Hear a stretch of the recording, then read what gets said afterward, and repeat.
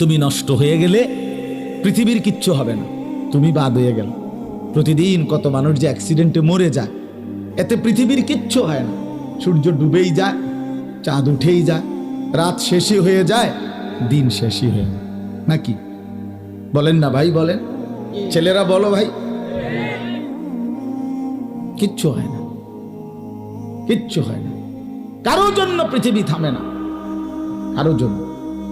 রাসূলুল্লাহ সাল্লাল্লাহু আলাইহি ওয়াসাল্লাম স্পষ্ট হাদিসে আছে, নবীজির একজন ছেলে ইন্তেকাল করছিল, তখন সূর্যগ্রহণ লাগছিল। তখন আরবের কুসংস্কার ছিল, বিশিষ্ট কারো মৃত্যুতে এরকম সূর্যগ্রহণ চন্দ্রগ্রহণ লাগে। নবী সাল্লাল্লাহু আলাইহি ওয়াসাল্লাম বলছেন, না না না